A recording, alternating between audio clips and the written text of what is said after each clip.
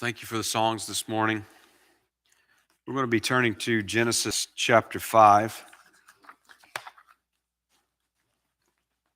So we are continuing our series through the book of Genesis. This is message number 6 in this series, entitled Found in Translation. We're going to be looking at Genesis chapter 5. We'll be looking at the whole chapter, but just to begin, I'm going to read verses 1 to 5. This is the book of the generations of Adam. In the day that God created man, in the likeness of God made he him. Male and female made he them, and blessed them, and called their name Adam, in the day when they were created. And Adam lived 130 years, and begat a son in his own likeness. And the days of Adam, after he had begotten Seth, were 800 sons and daughters. And all the days that Adam lived were 930 years, and he died. Now, chapters like this, chapter 5 of Genesis, are one of the reasons that many people set out to read the whole Bible and never make it out of the early Old Testament. It's filled with names that are hard to pronounce, a lot of numbers, which that never makes for fun reading. It has genealogy, so-and-so begat so-and-so, and so-and-so, and on that it goes. You know, he lived, he died, and so-and-so begat so-and-so. That's just the way that it reads. Now, chapters like this are also a reason that many preachers don't preach through books of the Bible, and especially many of those of the Old Testament. So you look at chapter 5, and there's a few verses in there that you could pull out and you could make something out of that's not actually in there.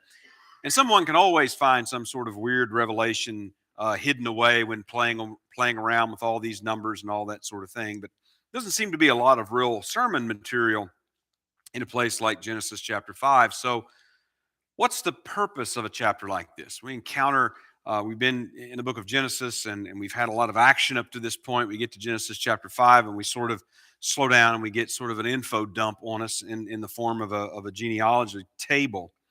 So what's the benefit of it? Why is it in the Bible? Well, a chapter like this tells us, for one thing, what kind of book we're reading. And as I have been studying and such in preparation and preaching in the book of Genesis in this series, and I've looked at a number of different commentaries, and I like to try to look at commentaries from different schools of thought, so to speak. And I've been surprised at how many commentators seem to struggle with whether or not Genesis is to be read as real history, whether or not it's just an allegory, it's just a myth, it's just a sort of like a parable, an ancient parable that we gather some things from, but it's not literally true. There's a lot of commentators that seem to struggle with that. But a chapter like chapter 5 shows you that Genesis is true literal history, just like we've talked about all the other writers of Scripture all the way through the New Testament. Whenever they refer to Genesis, they always refer to it as real, actual people, places, and events. Well, Genesis chapter 5 giving us this table. We have Adam and Eve and Cain and Abel and Seth and Noah and so on. These are historical people. These are historical events that happen and historical places as well. So Genesis is the historical record of the creation of the cosmos and the human race. And so a chapter like chapter 5 tells us what kind of book it is that we are reading when we look at the book of Genesis. Chapters like this also show us the place of Genesis in the canon of Scripture, because Genesis is only one book in a collection of 66 books that we have as the completed canon of Scripture, that as the Bible. So we are concerned about how do we get from Adam to Jesus, and chapter 5 is contributing to that. So how do we get from the seed of the woman that's promised in chapter 3, verse 15, to that promised Lion of the tribe of Judah by the end of the book of Genesis? And chapter 5 is certainly one of those links that's going to get us there. So Genesis as a book connects and it contributes to the overall storyline of the whole Bible, something we also refer to as redemptive history. Now, also in literary terms, This chapter is what is called exposition. Now, don't confuse that with expositional preaching. I'm talking in literary terms. This chapter is what's known as exposition. Exposition is the giving of information that we need, but we don't otherwise get through the action like that of the first three chapters. So we've had creation, we've had the Garden of Eden, we've had the fall, we've had Cain and Abel. So we've had all this action in the first four chapters of Genesis. And now Genesis 5 has given us this exposition. It's this information that we need that we're not necessarily getting through action. So literary expositions, you've experienced them, you are very familiar with them. They are sort of like when you get descriptions of settings. So if you're reading a novel, say, and you get this long description of the place and what the trees look like and how the sun shone through the window and whatever, that sort of, that's exposition. If you're maybe watching a movie and you get a flashback to some events that aren't part of the actual story, but they happened before, and there's something there that's necessary for you to know to understand the character and the situation. So you're very used to exposition, probably just not by that term. Well, that's sort of like what chapter 5 is in literary terms. It's giving us that sort of information. And with that in mind, we're actually better equipped then to see how that chapter 5 advances the story of Genesis. So, chapters 1 to 3 give us the record of the creation of everything, give us the record of the garden in Eden, of the fall into sin, and the resulting curse upon the creation because of that sin. And then we get to chapter 4, and it tells us about Cain and Abel, who were the sons of Adam and Eve, and tells us about life after the fall. What's life going to be like? We get just a brief glimpse of life in the garden. What's life going to be like outside of the garden? And there we learn that Cain, out of jealousy and anger and hatred, he murdered his brother Abel. And so death then became a reality. We encountered death in those first three chapters. By the time we get to chapter 2, we get the warning: you eat of that tree of the knowledge of good and evil. God told Adam and Eve, and you will surely die. So we learn about death something, and then we see death actually taking place in chapter 4. And Cain, as a result, ends up being doubly cursed, already under the curse because he is the descendant of Adam. So he's already under the curse from chapter number 3, but he ends up doubly cursed, showing us that there is actually a fate worse than living in a cursed creation. As bad as that is, and there's also a fate that is worse than death, and it'd be another sort of a literary term, but the fate worse than death is damnation. It is worse than simply the end of life. So we come to chapter 5, and chapter 5 is almost entirely genealogy. And genealogies in the Bible can be in a couple of different ways. And so they can be what might be called linear sequential, or they could be what might be called segmented sequential.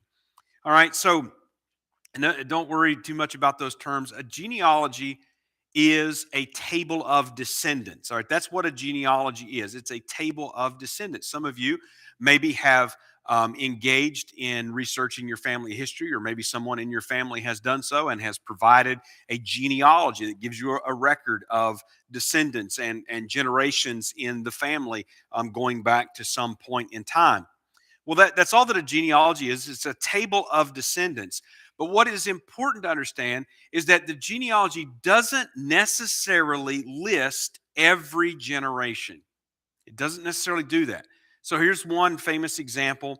This would be from the genealogy of Jesus in Matthew chapter 1 and verse number 8. And Asa begat Jehoshaphat, and Jehoshaphat begat Jehoram, and Jehoram begat Osias, or that's a Greek form, it'd be Uzziah. So when you go back to the Old Testament and you see that in verse, it talks about Jehoram begat Uzziah. And then you go back to the Old Testament and you realize that Uzziah was not Jehoram's son, but was actually his great great grandson. And so you have this genealogy just goes from Jehoram to Uzziah. So there was actually Jehoram, his son Ahaziah, his son Joash, his son Amaziah, and then his son Uzziah. But yet in the genealogy table we have, it just goes Jehoram to Uzziah. Now this isn't a problem. I mean, it's not any great difficulty. It's just the way that these genealogy tables are constructed. So what that means is that we can't always know for certain the level of descent of Jehoram. All right, so what that means is when we look at a genealogy in the Bible, we can't always be certain unless we have, oftentimes, unless we have some other records and such that tell us, that let us know. We can't always be certain the level of the descendants in a genealogy. And that's actually true of tables of genealogy in history, not just those within the Bible, but those outside of the Bible that have been discovered and such. It's a very common thing to happen. And then you start throwing in there people having the same name but being different people. Then you can understand how quickly it can get confusing. So that's just a word about genealogies as we approach them in the Bible. So now let's specifically, what is the purpose of Genesis chapter 5 in the book of Genesis? Well, I believe that we can see at least 4 important reasons why this chapter, this genealogy table is here. So first of all, understand that Genesis primarily gives an account of the origin of Israel. And it's something that a lot of times isn't thought about. This is the collection of the 5 scrolls, Genesis to Deuteronomy, that is altogether called the law or the books of Moses, or sometimes even in Scripture it's referred to in the singular just as the book of Moses. And this was given to Israel on the plains of Moab before they are going to enter into the promised land and begin the conquest of Canaan. And this is essentially their history and their laws and that God has given so that they will keep those things as they go forward. So Genesis primarily gives an account 11 that gets us of everything from Adam to Abraham in just chapters 1 to 11. From creation and Adam to Abraham. And obviously from Abraham we get to Isaac and Jacob and to Israel as a nation. So chapter 5 then does progress that purpose by giving us an accounting from Adam to Seth to Enoch to Noah. And then when you look in chapter 6 to 11, you're going to get from Noah to Abraham. So chapter 5 obviously plays a part in that purpose. Secondly, the genealogy emphasizes in chapter 5 the reality of death. Now, death has obviously been, chapter 2, verse 17, we get this mention of death when